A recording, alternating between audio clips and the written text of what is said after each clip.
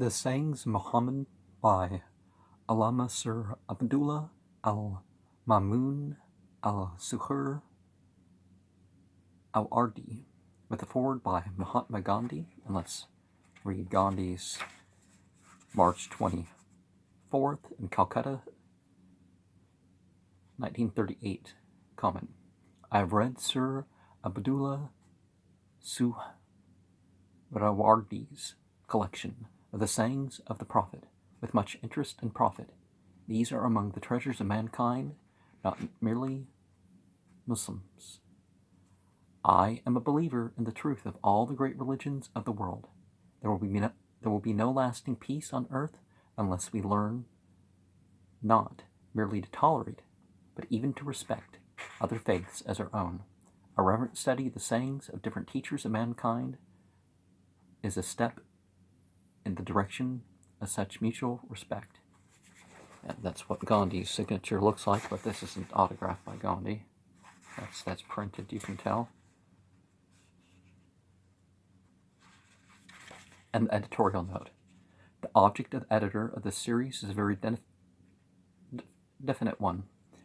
He desires, above all things, that these books shall be the ambassadors of goodwill between East and West. He hopes that they will contribute to a fuller knowledge of the great cultural heritage of the East. For only through real understanding will the West be able to appreciate the underlying problems and aspirations of Asia today. He is confident that a deeper knowledge of the great ideals and lofty philosophy of Eastern thought will help to a revival of that true spirit of charity, which neither despises nor fears the nations of another creed and color. 50 Marl Street, London, J.L. Cranmer Bing. Or is it Buying?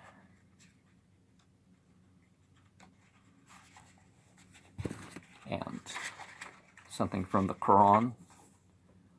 لَقَدْ كَانَ لَكُمْ فِي رَسُولِ اللَّهِ أُسْوَةٌ حَسَنَةٌ. An excellent pattern, heavy in the messenger of God. Oh, it says where? 33:21. And hadith. Al-Jannatu Mahtal Aqdamil Ummahat. Heaven lieth at the feet of the mothers. And the preface here. The compiler and translator of these sayings, Allama Sir Abdullah Al Mamun Al Suhrawardy, barrister at law, M.A., Ph.D., Doctorate of Literature, LL.D., Iftikhar ul Millah, K.T., Commander of the Order of Medjedi, was born at Dhaka in 1882 and died at Calcutta on the 13th of January, 1935. The obituary notice in the London Times of the 14th of January, 1935 gives many details of his life and work, but it does not mention this little book, The Sayings of Muhammad, than which none of his works was nearer his heart. There is also no reference to the fact that Abdullah was an extraordinarily brilliant student, winning a number of stipends and scholarships. Throughout his school and college career, he graduated with honors in Arabic, English, and philosophy, obtaining a first class in his special studies and standing first of his year both in the B.A. and M.A. examinations of Calcutta University. He was also the first to obtain the Ph.D. degree of the Calcutta University.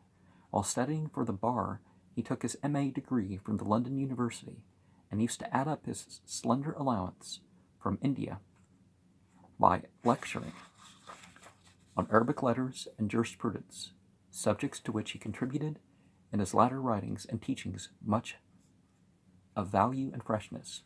I'm having trouble speaking today, I'm sorry about that.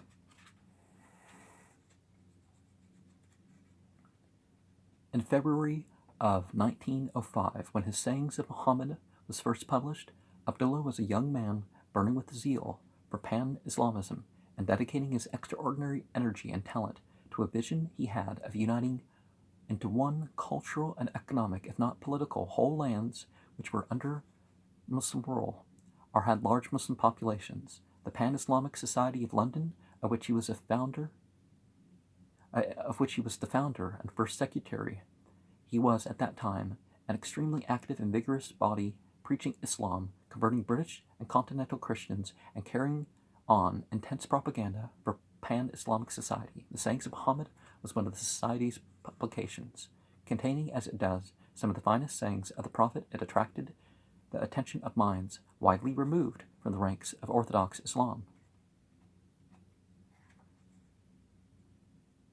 It was quoted from in many books and journals, and parts of it were translated into several European languages. An interesting testimony to its success was the correspondence which was initiated after its publication between my late brother and Leo Tolstoy, and which continued till the Count's death.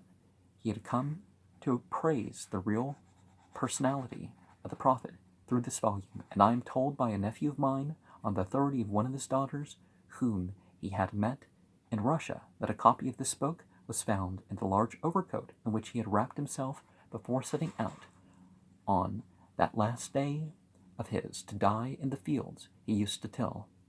The book had long been out of print, and I had a great deal of difficulty in obtaining it. An old friend of our family sent me his copy from Scotland, and in 1938, with the help of Mr. N. Mukherjee, proprietor of the Art Press of Calcutta, a reprint was brought out. For the purpose of the present edition, Professor L. F. Rushbrook Williams, CBE, has, at my request, very kindly classified and indexed the sayings in alphabetical and logical order under the various headings to facilitate reference and comparison. Mr. Mahmoud R. Zada, first Secretary of the Royal Legation of Saudi Arabia in London, has compared the sayings with the original Arabic and helped me to translate them into simple English. Out of the 451 sayings in the original publication, we have retranslated 150 and deleted 35, of which we failed to find the original Arabic. I have revised the chapter written by my brother on the Prophet Muhammad, and I have entirely rewritten the chapter on Islam, replacing the original very brief sketch. I earnestly trust this modest volume will serve in some degree to remove the misconceptions as to the meaning and message of our religion, particularly with regard to tolerance in Islam and the status of women. I would like to express my thanks for the courtesy and help which I have received from Sir John Murray in arranging for the publication of the sayings in the Wisdom of the East series, and Mr. Cranmer, is it Bing or Bang? Bing, the veteran editor, who is rendered with such remarkable service as an ambassador of goodwill and understanding between East and West, reviving that true spirit of charity which neither despises nor fears the nations of another creed and color. Any profits which may accrue to me from the sale of this book will be devoted to an augment of the funds of the Servants of Humanity Society, 3 Suhrawardy Avenue, Calcutta. Hassan Suhrawardy, the Athenam, Pall Mall, London, SWI, what does SWI stand for? January 1941.